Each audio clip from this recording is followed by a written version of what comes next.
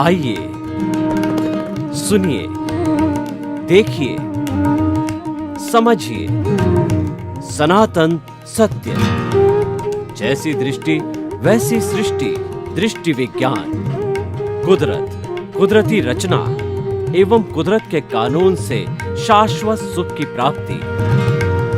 जोधपुर के परम पूज्य महात्मा उपासक प्रोफेसर डॉक्टर सोहन राज तातेड़ के निर्देशन में सनातन सत्य। जैसी दृष्टि वैसी सृष्टि, दृष्टि विज्ञान।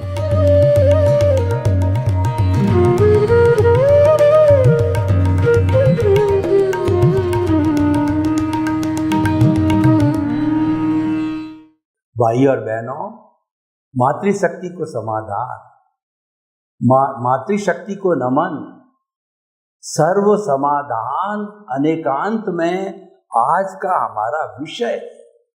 देखिए, अनेकांत किसे कहते हैं? अनेकांत मल्टी डायमेंशनल है। हर व्यक्ति के पास सत्यांश होता है। उन सारे सत्यांशों को एकत्रित किया जाता है तो वह परफेक्ट ट्रुथ बनता है। और सत्यांश होता है वो रिलेटिव होता है, वो सापेक्ष होता है। और एब्सोल्यूट ट्रुथ होता है वो निरपेक्ष होता है, क्योंकि एब्सोल्यूट ट्रुथ जो है वह सबका सारांश होता है। अब रहा सवाल कि अनेकांत के द्वारा सर्व समाधान कैसे? सर्व समाधान ये कहते हैं, ये कहा जाता है कि हमारे जीवन की जितनी समस्याएं हैं, चाहे राजनीतिक है, चाहे भौतिक है, चाहे हमारी आर्थिक समस्याएं हैं, चाहे पारिवारिक है, चाहे वैश्विक है और शैक्षिक है, किसी भी तरह की हमारी जो समस्याएं हैं उनका समाधान हम अनेकांत के द्वारा खोज सकते हैं। अनेकांत एक ऐसी निरपेक्ष थ्योरी है जो सबको एडजस्ट करता है। ऐसा कहा जाता है, यूनिवर्सलाइज योर कॉन्शियसनेस। इसका मतलब यह है कि आपकी चेतना को इतना वैश्विक कर दो, इतना बड़ा कर दो कि सारे विश्व की संस्कृतियाँ, सारी विश्व की मान्यताएं, सारे विश्व के विचार, सारे विश्व के सत्यांश है वह उसमें समा जाए। यानी आपको अपने आप में समा जाने की अर्हता होनी चाहिए। हिंदुस्तान को देखो, हमारे देश में शुरू के अंदर आर्यों के बाद में शक आए, हूण आए, खिलजी आए और मुसलमान आए, और उसके बाद के अंदर डच आए और अंग्रेज लोग आए। लेकिन सबके आने के बावजूद भी भारतवर्ष ने उन सब संस्कृतियों को अपने भीतर समा दिया और आज उन सभी संस्कृतियों के लोग हिंदुस्तान में निवास करते हैं। इसका मतलब उदारवादी दृष्टिकोण, अनेकांत है, उदारवादी दृष्टिकोण होता है। जो व्यक्ति उदारवादी दृष्टिकोण होता है सभी उसमें समा जाते हैं। और उदारवादी दृष्टिकोण रखने से आदमी को बहुत सहनशील होना पड़ता है। आदमी को अहंकार विजय करनी होती है। व्यक्ति को सबको साथ में लेकर के चलने की कला आनी चाहिए और व्यक्ति को सबको एडजस्ट करने की और सबको सुनने की उसमें अर्हता होनी चाहिए। उसमें टकराव डालो, एडजस्ट एवरीवेयर, ये गुण होने चाहिए। इसीलिए अनेकांत में ये सारे गुण हैं। कैसे है मैं गुण बताऊं आपको। अनेकांत क्या कहता है कि कोई व्यक्ति ये कहे कि मेरा भी ये विचार है और मेरा ये चिंतन है, मेरा ये धर्म है, मेरा ये वक्तव्य है, मेरी भी ये मान्यता है, ऐसा कहता है तो वह व्यक्ति सापेक्ष होता है, रिलेटिव होता है और वह व्यक्ति जो है वह सही हो जाता है। और एक दूसरा व्यक्ति जो है यह कहता है उसकी जगह मैं कहता हूँ वही सही है, मेरा धर्म ही सही है, मेरी मान्यता ही सही है, मोक्ष केवल मेरे धर्म में ही है, इसीलिए आप मोक्ष में जाना चाहो तो मेरे धर्म के अंदर आइए। तो भाइयों बहनों, अब आप देखिए कि दोनों दृष्टिकोण में कितना अंतर है कि जो ही कहता है हालांकि वो बिल्कुल सत्यवादी होगा, 100% सत्य बोलता होगा, लेकिन सत्य बोलने के साथ साथ ही जो है वो उसकी जो है वो निरपेक्ष हो गया और वह व्यक्ति एब्सोल्यूट होते ही सत्य होते हुए भी गलत हो गया। इसका अर्थ क्या है कि ये जो हमारा ब्रह्मांड है ये रिलेटिव है। एक परिंदा भी जब पर मारता है तो पूरा ब्रह्मांड जो है वह जो कहना चाहिए कि प्रभावित होता है, चाहे वो प्रभाव इतना अधिक नहीं होता है कि हमको महसूस नहीं हो, पर प्रभावित होता ही है, क्योंकि सारा ब्रह्मांड जो है वो वाइब्रेशंस के ऊपर, वेव्स के ऊपर चलता है।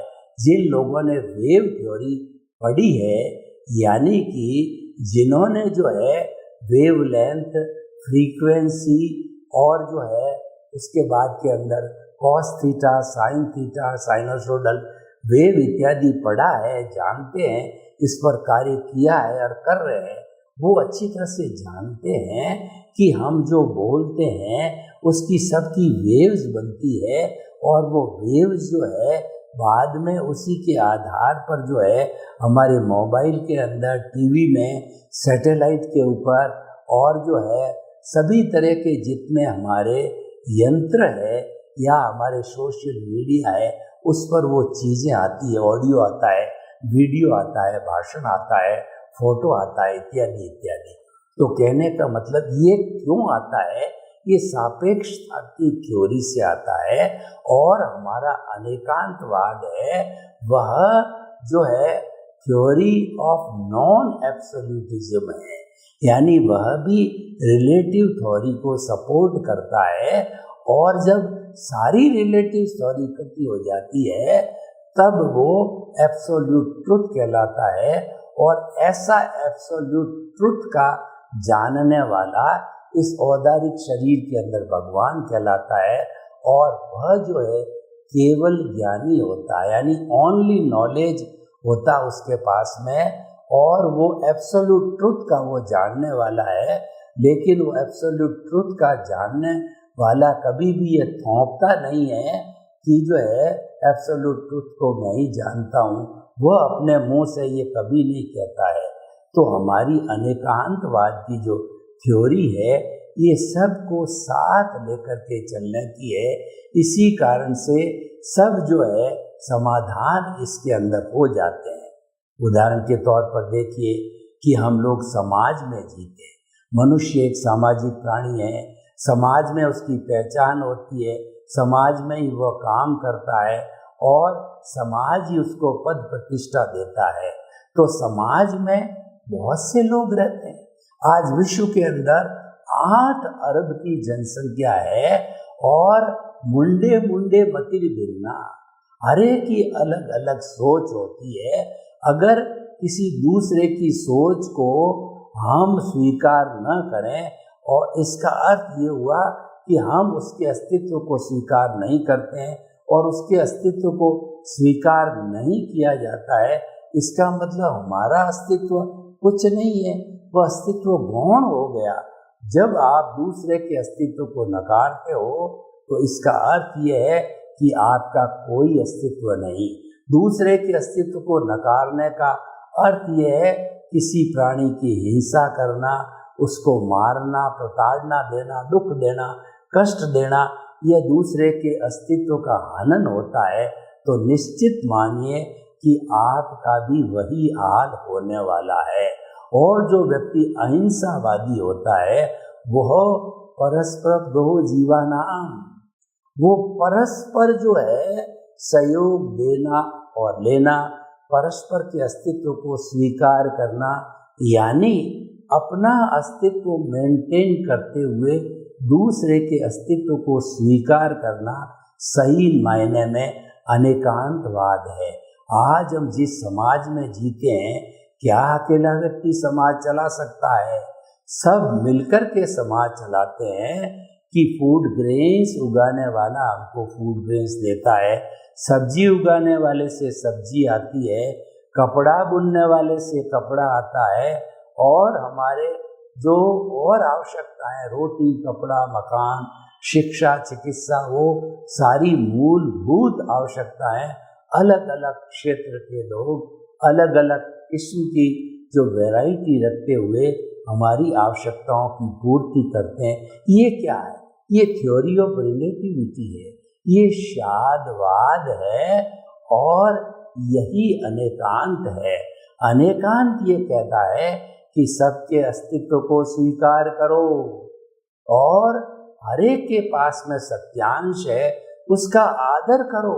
लोग भी तुम्हारा जो है आदर करेंगे, क्योंकि इस धरती पर कोई व्यक्ति ऐसा नहीं है जिसके पास परफेक्ट ट्रुथ है। हमारे इस भरत क्षेत्र के अंदर अभी जो महाविद्य क्षेत्र जो इस पृथ्वी पर है, 15 महाविद्य गिने जाते हैं, उनमें सिमंदर स्वामी आदि मिनिमम 20 जो है तीर्थंकर विराजमान होते हैं। मैक्सिमम जो है ये 2.5 द्वीप के अंदर जो 170 तीर्थंकर विराजमान हो सकते हैं अलग अलग समय के अंदर, पर मिनिमम 20 तो आप मान के ही चलो। उनके अपने अपने किंगडम होते हैं, अपना अपना क्षेत्र होते हैं, उनके पास में केवल ज्ञान होता है, एब्सोल्यूट ट्रुथ होता है। तो वो जो है वो भगवान बनने के अधिकारी होते हैं, और इस औदारिक शरीर में भगवान ही होते हैं, क्योंकि सारे सत्यांश जो है उसके अंदर आ गए, एब्सोल्यूट ट्रुथ आ गया, और वो जो है अनेकांतवादी हो गए। तो इस तरीके से अगर हमें समाज के अंदर जीवन जीना है तो हमें अनेकांत की दृष्टि से काम करना चाहिए, यानी कि अनेकांतवादी होना चाहिए। अनेकांतवादी आदमी को कहीं भी तकलीफ नहीं आती है, क्योंकि वो टकराव से दूर रहता है और वो एडजस्ट एवरीवेयर होता है। वो अनेकांत की विशेषता को जानता है कि अनेकांतवाद का पालन करने से हम हर तरह की विचारधारा के साथ में एडजस्ट हो जाते हैं। देखिए कि एक परिवार में 10 लोग रहते हैं और 10 लोगों की अपनी अपनी विचारधारा होती है। आप अगर सभी की विचारधारा को स्वीकार करते हो, मान लिया जी आप उससे सहमत नहीं हो, लेकिन सहमति नहीं होते हुए भी अगर आप उससे असहमति जारी नहीं करते, उसकी बात को सुनते हो, चाहे आप कोई निर्णय दो या मत दो, तो वह व्यक्ति आपका सम्मान करेगा और आप वास्तव में अनेकांतवादी बन जाते हो। जो देश के जो अथॉरिटीज होती है, जो अनेकांतवाद का पालन करते हैं, उसमें विश्वास करते हैं, तो वो किसी तरह का संघर्ष नहीं करते। देखिए संघर्ष क्यों होता है? ये एकांतवाद से संघर्ष होता है, क्योंकि जो एकांतवादी होता है वह अपनी बात को, अपनी विचारधारा को, अपने चिंतन को जो है दूसरे पे थोपना चाहता है। किसी देश का जो कि देश पावरफुल है, अगर उस देश का प्रधानमंत्री, राष्ट्रपति अपने पावर के अहंकार में किसी छोटे देश को दबाना चाहे, जैसे कि आज जो रशिया ने जो है यूक्रेन को दबाया है, तो देखिए 3 महीने समय हो गया, लेकिन फिर भी अपने स्वाभिमान को लेकर के यूक्रेन जैसा इतना बड़ा देश भी महाशक्ति से टक्कर ले रहा है, क्योंकि उन्होंने अनेकांत के फॉर्मूले को स्वीकार नहीं किया। अगर उन्होंने अनेकांत के फॉर्मूले को स्वीकार किया होता तो जो साम्राज्य विस्तार की बात होती है, साम्राज्य जमीन किस देश के पास कितनी है ये मायना नहीं रखती है। मायना ये रखती है उस देश के जितने भी नागरिक है उनका चरित्र कैसा है, उनके बीच के अंदर जो है प्रेम कैसा है, उनके बीच के अंदर व्यवहार कैसा है, वो लोग मानवतावादी दृष्टिकोण से जीते या नहीं जीते हैं, ये मायना रखता है। चाहे देश छोटा हो लेकिन उसके जितने भी नागरिक हैं, अगर वो मानवतावादी दृष्टिकोण से जीवन जीते हैं, छोटे होते हुए भी वो इस विश्व के लिए आदर्श होते हैं, ऐसे व्यक्ति, ऐसा देश जो है अनेकांतवादी कहलाता है। इसीलिए हम आपको ये बताना चाहते हैं, अनेकांत में सर्व समस्याओं का समाधान है।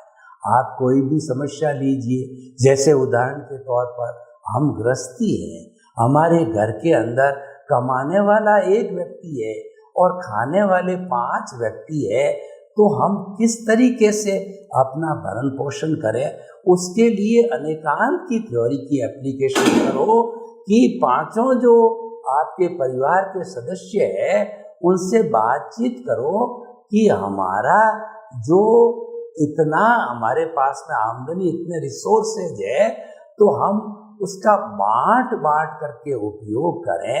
ऐसा नहीं कि सारा रिसोर्सेज एक ही व्यक्ति ले जावे, लॉइन शेप एक रख जाए।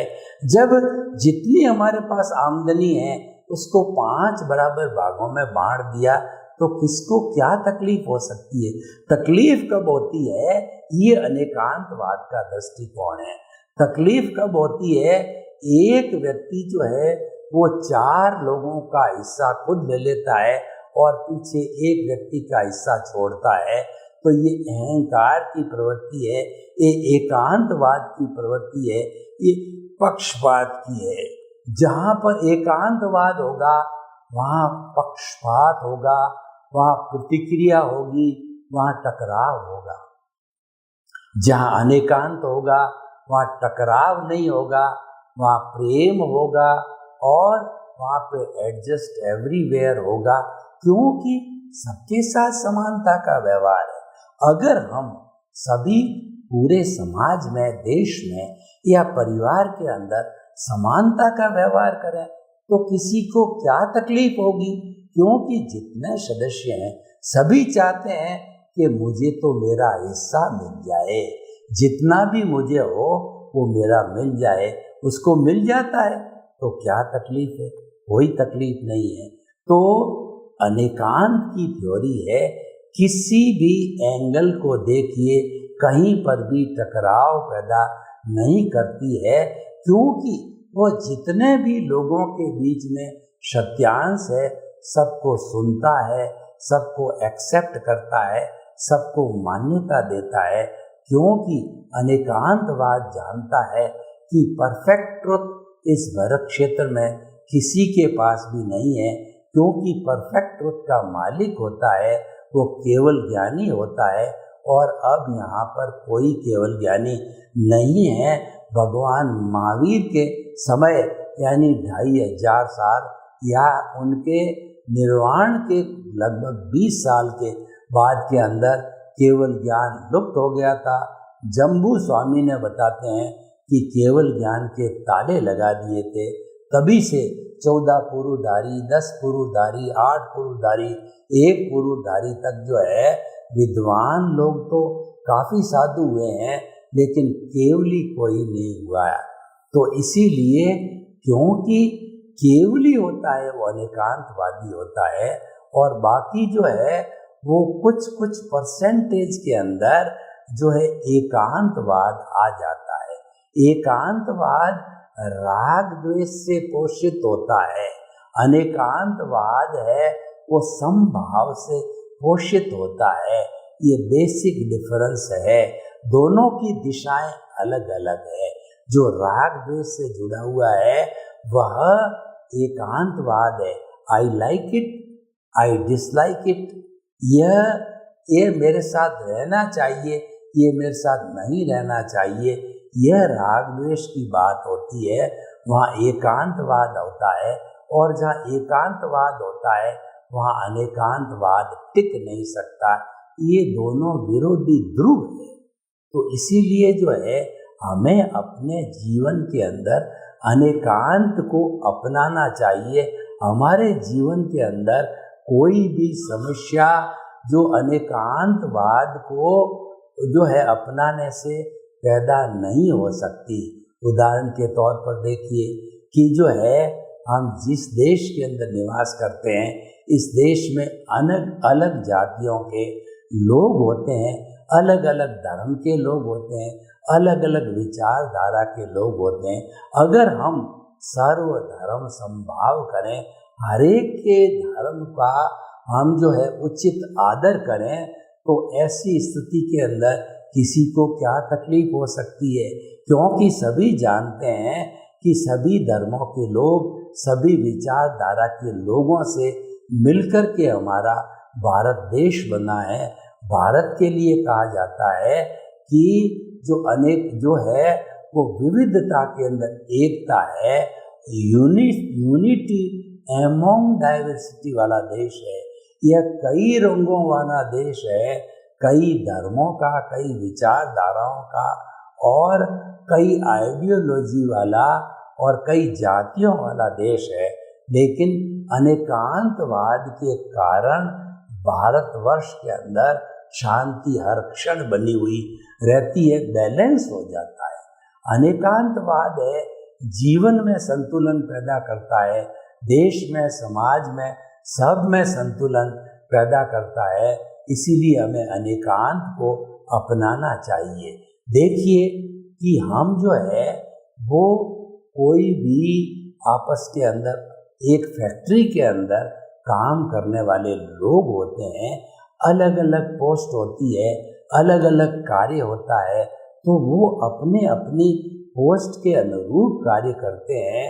तो उसका जूनियर होता है, उसके सीनियर से जो है कि आदेश को पालन करना उसकी ड्यूटी होती है, और वो अगर पालन करता है इसका मतलब कोई टसलबाजी नहीं होती, कोई टकराव नहीं होता है। लेकिन किसी कारण से अहंकार को देख करके, अपने बड़प्पन को देख करके या अपनी जिद को करके वह उसका पालन नहीं करता है, तो वहाँ पर टकराव चालू हो जाता है। और वही व्यक्ति जो है यह चिंतन करता है कि यह भी निमित्त है, मैं भी निमित्त हूँ, इस दुनिया में समस्त जीव निमित्त है, कोई कर्ता नहीं है। कर्ता तो व्यवस्थित शक्ति है। जब व्यक्ति निमित्त, निर्दोष, अकर्ता और शुद्ध आत्मा का चिंतन करता है तो अनेकांतवाद प्रस्तुत हो जाता है।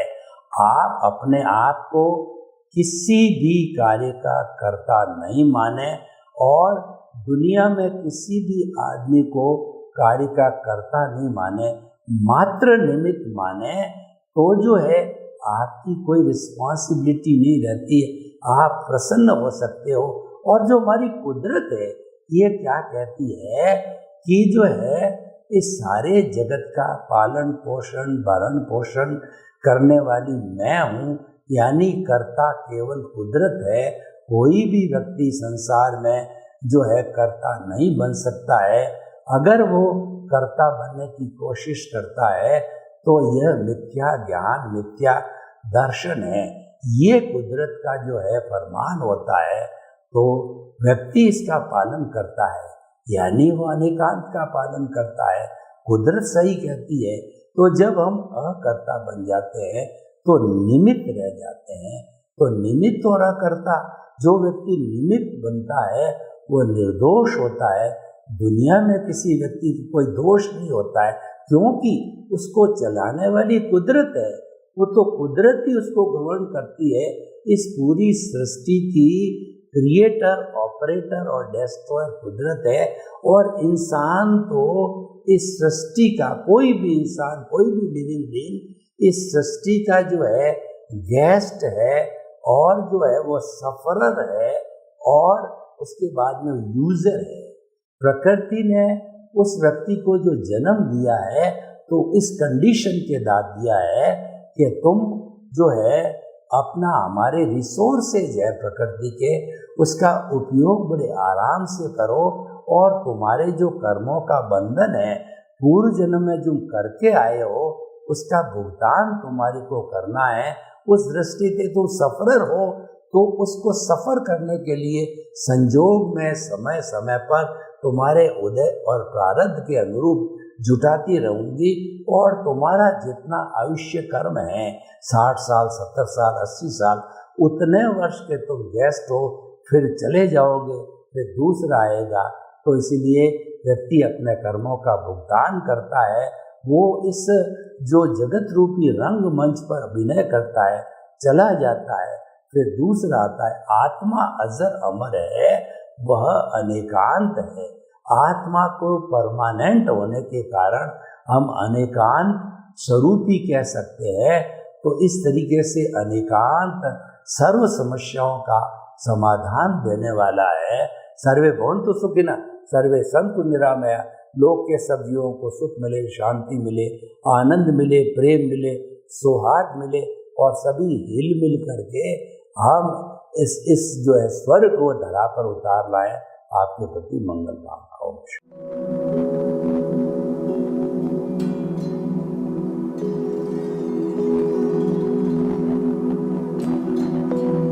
एक ऐसा अंतर्राष्ट्रीय ख्याति प्राप्त मानव जो गुरु प्रेरणा से पिछले 20 वर्षों से वानप्रस्थ जीवन जीते हुए 24 घंटे मानवता की सेवा में संलग्न है। एक ऐसा मानव जो अभी राष्ट्रीय, अंतर्राष्ट्रीय टीवी चैनलों पर 7,500 एपिसोड के माध्यम से सनातन सत्य, आत्मविज्ञान एवं पुनरुत्थान, व्यवहार एवं निश्चय जगत के जीवनोपयोगी विषयों पर हृदय स्पर्शी प्रवचन कर चुका है। उस मानव का नाम है महात्मा उपासक प्रोफेसर डॉक्टर सोहन राज तातेड़। प्रोफेसर तातेड़ द्वारा योग, दर्शन, शिक्षा विषयों पर रचित पीएचडी स्तर के 250 शोध ग्रंथ भारत के 100 प्रतिष्ठित विश्वविद्यालयों में शोधार्थी पढ़ रहे हैं तथा वे सभी शोध ग्रंथ वहां की सेंट्रल लाइब्रेरियों में उपलब्ध हैं। महात्मा सोहन राज ने अभी तक हजारों स्कूलों, कॉलेजों, विश्वविद्यालयों एवं संस्थाओं में सेमिनार, वर्कशॉप, कैंप लगाकर लाखों विद्यार्थियों को योग, दर्शन, शिक्षा का प्रशिक्षण देकर उन्हें सुसंस्कारित किया। डॉक्टर तातेड़ ने भारतीय संस्कृति उत्थान के 4000 से अधिक समसामयिक विषयों पर आर्टिकल लिखकर ऑनलाइन जर्नल, पत्रिकाओं, वेबसाइट्स पर प्रकाशित किया, जिसका उपयोग लाखों पाठक कर रहे हैं। उपासक तातेड़ के 5000 से अधिक आज का सुविचार, आज का शुभ संदेश, आज का मंगल भावना योग आदि चिंतन websites, Twitter, blogger, Facebook, YouTube माध्यमों से लाखों लोग अपना जीवन निर्माण कर रहे हैं। मानवता के मसीहा ऐसे महामानव महात्मा सोहन राज तातेड़ के प्रोफाइल को अभी तक विश्व के 20 लाख दर्शक यूट्यूब पर, 12 लाख गूगल पर एवं लाखों दर्शक फेसबुक, ब्लॉगर, ट्विटर और इंस्टाग्राम पर देख चुके हैं।